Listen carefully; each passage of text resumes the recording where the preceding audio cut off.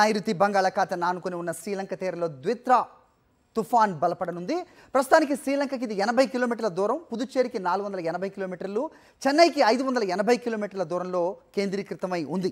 గడిచిన 6 గంటల్లో గంటకు 8 కిలోమీటర్ల చొప్పున తుఫాన్ కదిలింది. ఎల్లుండికి నైరుతి బంగాళాఖాతం ఉత్తర తమిళనాడు, పుదుచ్చేరి, దక్షిణ కోస్తా తీరాలకు ఇది చేరుకునే అవకాశం ఉందని వాతావరణ అధికారులు చెప్తున్నారు. దీని ప్రభావంతో కోస్తా, రాయలసీమల్లో రేపు, ఎల్లుండి భారీ వర్షాలు కురుస్తాయన్నారు. మత్స్యకారులు సముద్రంలోకి వెళ్లవద్దని హెచ్చరించారు. రైట్, మా కరెస్పాండెంట్ అనిల్తో మాట్లాడదాం, వాతావరణ అప్డేట్స్ ఇంకా తెలుసుకునే ప్రయత్నం చేద్దాం. అనిల్, చెప్పండి. సో ఇటీవల కాలంలో చూస్తున్నాం, ఆల్మోస్ట్ ఎవ్రీ వీక్ ఒక తుఫాన్ హెచ్చరికను చూస్తున్న పరిస్థితి మనం చూస్తోంది. సో ఇది రేపు ఎల్లుండి భారీ వర్షాలని చెప్తున్నారు. ఏ జిల్లాలు ఎఫెక్ట్ అయ్యే అవకాశం ఉంది, ఏమంటున్నారు అధికారులు, ఏంటి మీ దగ్గర ఇన్పుట్స్?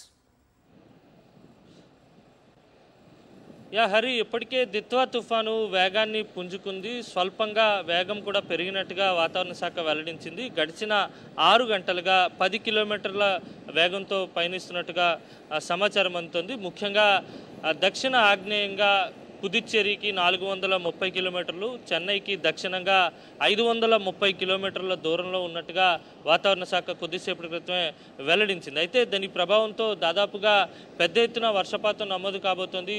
తీరానికి దగ్గరయ్యే కొద్దీ దాని ప్రభావం పెరగబోతోంది. 30వ తారీఖు తెల్లవారుజాముకి అలా పుదుచ్చేరి, దక్షిణ కోస్తాంధ్ర తీరాల దగ్గరికి ఈ తుఫాను వచ్చేటువంటి అవకాశం ఉంటుంది. కానీ ఇంకా 48 గంటలు సమయం ఉంది కనుక మరింత బలపడేటువంటి సూచనలు కూడా స్పష్టంగా కనిపిస్తున్నాయి.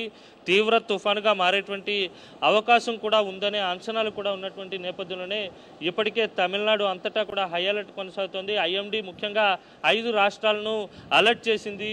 ఇటు ఒరిస్సా, ఆంధ్రప్రదేశ్, కేరళ, పుదుచ్చేరి, తమిళనాడు రాష్ట్రాలకు హై అలర్ట్ ప్రకటించింది. అత్యంత అప్రమత్తంగా ఉండాలి, తక్షణమే తీసుకునేటువంటి జాగ్రత్తలు తీసుకోవాలని కూడా వాతావరణ శాఖ వెల్లడించింది. రేపటి నుంచి ఏపీలో ఉన్నటువంటి దక్షిణ కోస్తా, రాయలసీమ జిల్లాల్లో అత్యంత భారీ వర్షపాతం ఉండేటువంటి అవకాశం కనిపిస్తోంది. ఈ రోజు నుంచి కూడా దాదాపు ప్రకాశం, నెల్లూరు, తిరుపతి, చిత్తూరు, వైఎస్ఆర్ కడప, అలాగే సత్యసాయి జిల్లాల్లో పెద్ద ఎత్తున వర్షపాతం నమోదు కాబోతుంది. ముఖ్యంగా చూస్తే కనుక హై అలర్ట్ అయితే కొనసాగుతోంది. తుఫాను ముప్పు ఏపీలో ఉన్నటువంటి రాయలసీమ, దక్షిణ కోస్తాలకు పొంచి ఉంది. హరి, ఓకే.